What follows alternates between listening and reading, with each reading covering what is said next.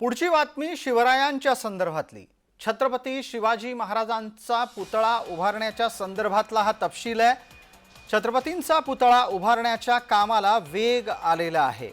चौथऱ्याचं काम युद्ध पातळीवर सुरू आहे। बातमी कोकणातून आहे। इथे जोरदार वारे वाहिल्यानं एक पुतळा कोसळला होता। छत्रपतींचा पुतळा कोसळल्यानंतर राज्यभरात संतप्त प्रतिक्रिया उमटल्या। दरम्यान हा पुतळा कोसळल्याच्या ठिकाणी नवा पुतळा दिमाखदार पद्धतीनं राजकोटच्या किल्ल्यावर उभारण्याचं काम हाती घेण्यात आलं।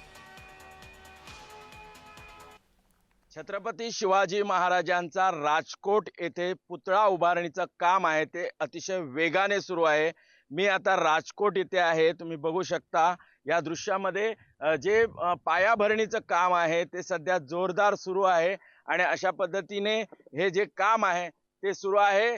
प्रसिद्ध जे शिल्पकार आहेत राम सुतार आणि अनिल सुतार त्यांचा मुलगा हे सध्या हे काम करतायत आणि याचं जे काम आहे या चौथऱ्याचं काम आहे ते सुरू झालेलं आहे। 6 महिन्यात पुतळा उभारून हा इथे होणार आहे। मात्र याचं जे काम आहे हे चौथऱ्याचं सुरू आहे। याला स्टील जे वापरलेलं आहे ते अतिशय चांगल्या प्रतीचं स्टील हे याचा चौथऱ्याचं कामाला शुभारंभ झालेला आहे।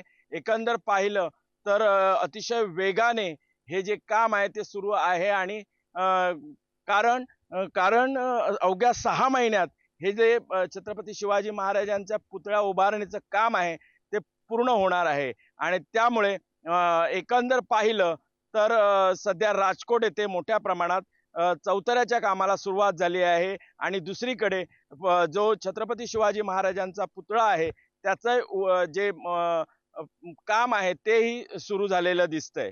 सुरेश कौलगेकर, जय महाराष्ट्र, राजकोट, सिंधुदुर्ग।